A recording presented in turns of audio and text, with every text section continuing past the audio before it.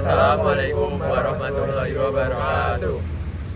Perkenalkan, nama saya Muhammad Farhadi Valevi dengan NIM 3.050. Perkenalkan, nama saya Irfan Kusumatmaja dengan 3 digit NIM terakhir 059.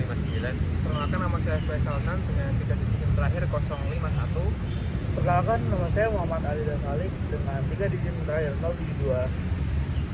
Nah, teman-teman, pertama saya akan menjelaskan tentang apa itu ideologi.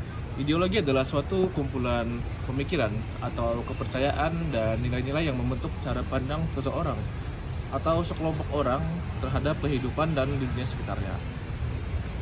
Peran ideologi dalam suatu negara sangat penting. Ideologi itu berfungsi sebagai pengikat sosial yang mempersatukan berbagai elemen masyarakat, lalu memberikan arah dan sasaran kepada dalam pembangunan bangsa, serta membenarkan kekuasaan yang ada. Tanpa adanya ideologi, suatu negara berpotensi kehilangan identitas dan tujuan, serta bisa terpecah oleh berbagai kepentingan yang berbeda.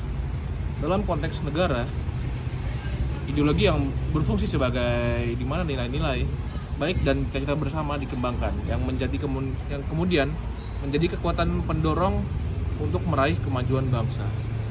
Jadi teman-teman, sekarang kita akan lihat tentang rumusan masalah dari video ini. Yang pertama, bagaimana pengertian ideologi secara umum jika ditinjau secara dari aspek filosofi, sosial, dan politik, serta bagaimana fungsi dan maknanya bagi perkembangan suatu negara dan membentuk identitas nasional dan arah pembangunan bangsa. Kedua, bagaimana macam-macam ideologi dapat diklasifikasikan berdasarkan sifat dan ruang lingkungannya. Dan ketiga, apa yang dimaksud dengan ideologi liberalisme, komunisme, sekularisme, dan ideologi keagamaan, serta bagaimana karakteristik, prinsip dasar, dan pengaruh masing-masing ideologi tersebut. Lalu, bagaimana Pancasila dapat dipahami dan diimplementasikan sebagai ideologi terbuka yang bersifat komprehensif, transformatif, dan dinamis, serta bagaimana relevansinya dalam menghadapi tantangan perubahan sosial politik di era globalisasi di Indonesia saat ini. Baik teman-teman, saya akan menjelaskan mengenai macam-macam ideologi. Dengan kita mengetahui macam-macam ideologi, kita dapat merasakan dampak dari sebuah ideologi dalam kehidupan bermasyarakat maupun kenegaraan. Macam-macam ideologi itu ada satu, ideologi terbuka, di mana ideologi ini bersifat fleksibel dan dinamis. Ideologi ini juga terbuka terhadap kritik, perubahan, dan perbedaan pendapat. Ideologi ini juga dapat menyesuaikan dengan perkembangan zaman. Lalu kedua, ada ideologi tertutup. Ideologi ini bersifat kaku dan mutlak. Ideologi ini tidak menerima kritik dan perubahan. Ideologi ini cenderung memaksa pandangan kepada masyarakat. Lalu yang ketiga, ada ideologi komprehensif. Ideologi ini memiliki pandangan luas dan menyeluruh. Ideologi ini mencakup berbagai aspek kehidupan seperti politik, ekonomi, sosial, dan budaya. Contohnya ada Pancasila maupun liberalisme. Lalu keempat, itu ada ideologi partikular, bersifat sempit dan terbatas, hanya berfokus pada kelompok atau aspek tertentu dalam kehidupan bermasyarakat. Lalu tidak mencakup seluruh aspek kehidupan. Ideologi selanjutnya itu ada ideologi liberalisme, menekankan kebebasan kepada individu, hak asasinya, dan kebebasan berpikir, mendukung ekonomi pasar bebas, dan menghargai keberagaman. Lalu ada ideologi keenam, yaitu komunisme, menekankan kepada kepemilikan alat produksi secara bersama dalam penerapan ekstrim dapat menimbulkan dampak negatif. Lalu 7, ada sekularisme. Ideologi ini memisahkan agama dari urusan negara. Kebijakan dan hukum tidak didasarkan pada agama tertentu. Yang terakhir, ada ideologi keagamaan, menjadikan ajaran agama sebagai dasar kehidupan beragama dan nilai agama digunakan dalam penetapan aturan dan kebijakan negara. Oke, di sini saya akan menjelaskan tentang ideologi. Ideologi bisa dipahami sebagai kumpulan gagasan dan nilai yang menjadi dasar bagi masyarakat atau bangsa dalam menjalani kehidupan bersama. Dengan adanya ideologi, suatu negara punya arah yang jelas untuk mencapai tujuan yang diinginkan. Ideologi memiliki beberapa fungsi, diantaranya yaitu yang pertama sebagai struktur kognitif. Ideologi menjadi cara berpikir masyarakat dalam memahami kehidupan dan masalah sosial. Yang kedua yaitu ideologi sebagai orientasi dasar, memberikan arah dan tujuan bangsa serta nilai yang dijadikan pegangan.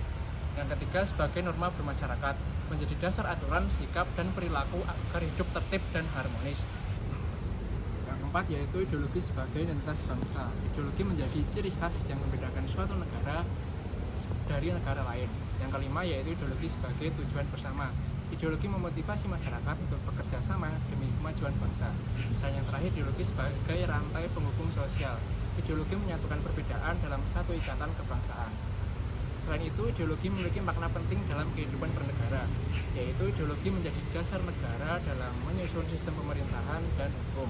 Ideologi juga berperan dalam menyatukan masyarakat yang beragam serta memberikan identitas negara di mata dunia. Dan juga ideologi menjadi motivasi dan pedoman bertindak bagi warga negara, sekaligus berfungsi mencegah konflik dan kebingungan dalam kehidupan bermasyarakat. Kemudian yang selanjutnya adalah ideologi Pancasila sebagai ideologi terbuka.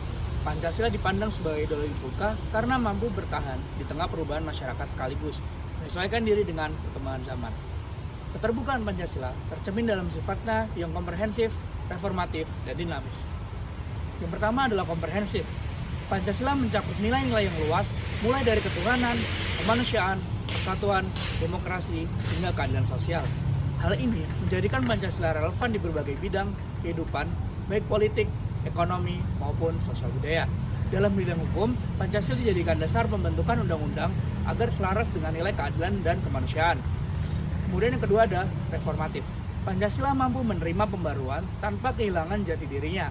Sifat reformatif ini memungkinkan bangsa Indonesia menyesuaikan diri dengan perkembangan zaman.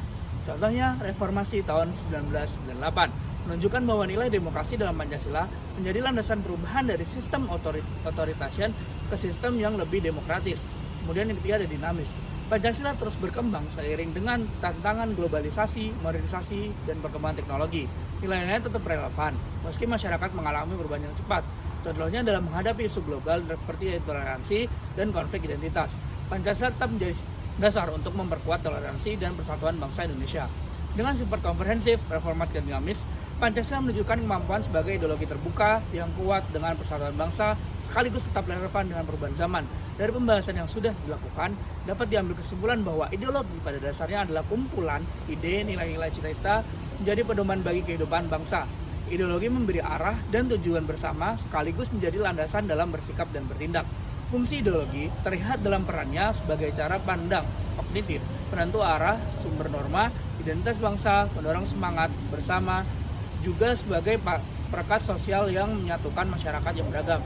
Makna ideologi bagi negara bukan hanya sekedar dasar atau identitas, melainkan juga alat pemersatu dan pembangkangan dalam membuat keputusan dan menjaga bangsanya.